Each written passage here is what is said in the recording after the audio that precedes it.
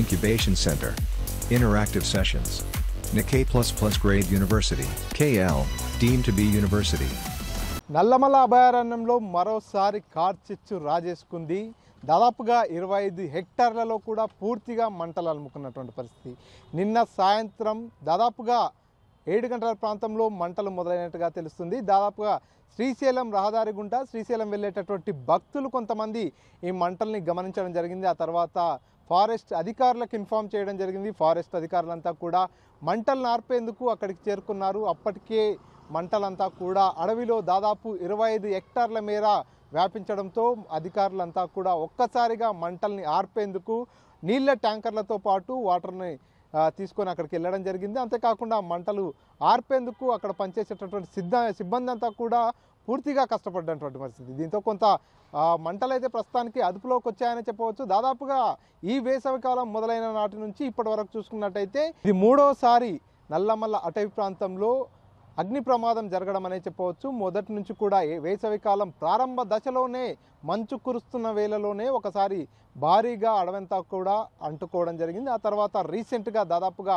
1 నెల క్రితం కూడా అడవిలో మంటలు చెలరేగినటువంటి పరిస్థితి. మళ్ళీ తాజాగా చూసుకున్నట్టయితే ఇప్పుడు మరోసారి అమ్రాబాద్ మండల పరిధిలోని తాళ్ల చెరువు గుండం ప్రాంతాల్లో మంటలు వ్యాపించడం జరిగింది. ఇప్పటికే 2 సార్లు అగ్ని ప్రమాదం జరిగినంబడే అటవీ అధికారులంతా కూడా ఎవరైతే ఆ చుట్టుపక్క ప్రాంతాల్లో ఉండేటటువంటి ప్రజలందరికీ కూడా చెంచుపెంటల్లో నివాసించే వారికి కానీ అదేవిధంగా చుట్టుపక్క ప్రాంతాల్లో ఉండే వారందరికీ కూడా ఆ పర్మిషన్లు లేనిది ఎవరు కూడా అడవిలోకి వెళ్ళరాదు, అంతేకాకుండా ఎవ్వరు కూడా మంటలు వేసుకోరాదు అంటూ కూడా ఇప్పటికే హెచ్చరికలు జారీ చేసినటువంటి పరిస్థితి.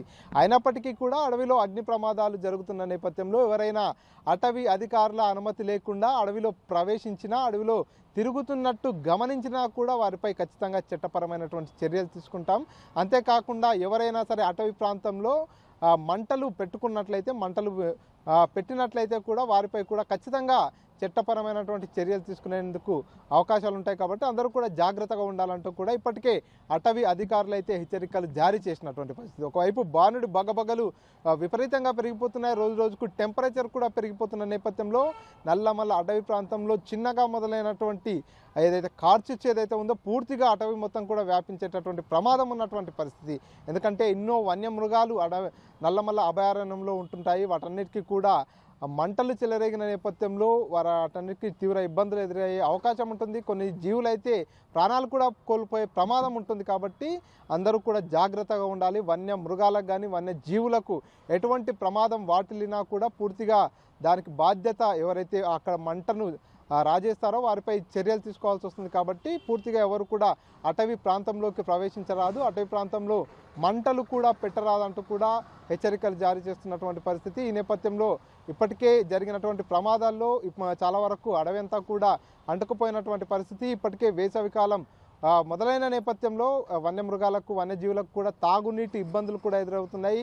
మేసేందుకు కూడా చాలా ఇబ్బందులు ఎదుర్కొంటున్నటువంటి పరిస్థితి. కాబట్టి అటవీ శాఖ అధికారులు అయితే పూర్తిగా ఈ అగ్ని ప్రమాదాలపై దృష్టి సారిస్తున్నారని చెప్పవచ్చు. 3 సార్లు ఈ వేసవి కాలంలోనే 3 సార్లు అగ్ని ప్రమాదాలు జరిగిన నేపథ్యంలో మరోసారి ఇటువంటి ఘటనలు పునరావృతం కాకుండా ఉండేందుకు పూర్తిగా చర్యలు కూడా తీసుకున్నారు. పూర్తిగా అడవిలో కూడా కెమెరాలు కూడా ఏర్పాటు చేసినటువంటి పరిస్థితి. ఎవరెవరు తిరుగుతున్నారు అనేటటువంటి విషయంపై కూడా వారంతా కూడా ఆరా తీస్తున్నారు. ఇప్పుడు జరిగినటువంటి అగ్ని ప్రమాదం ఎండల ఉష్ణోగ్రత వల్ల జరిగిందా లేకపోతే ఎవరైనా ఆకతాయిలు చేసిన పని అనే విచారణ కూడా చేస్తున్నటువంటి పరిస్థితి. సో మొత్తంగా అయితే 3వసారి నల్లమల్ల అభయారణ్యంలో కార్చిచ్చు మొదలైంది. అడవిని కాల్చేస్తున్నటువంటి పరిస్థితి అయితే చాలా క్లియర్గా కనిపిస్తుంది. ఇది ఇక్కడ తాజా పరిస్థితి. పర్సన్ నర్సింగ్ రెడ్డితో మణికంఠ, RTV, నల్లమల్ల. మరిన్ని వీడియోస్ కోసం ఛానల్ ని సబ్స్క్రైబ్ చేయండి. లేటెస్ట్ అప్డేట్స్ కోసం వాట్సాప్ ఛానల్ ని ఫాలో చేయండి. అండ్ లింక్ డిస్క్రిప్షన్ లో ఉంది.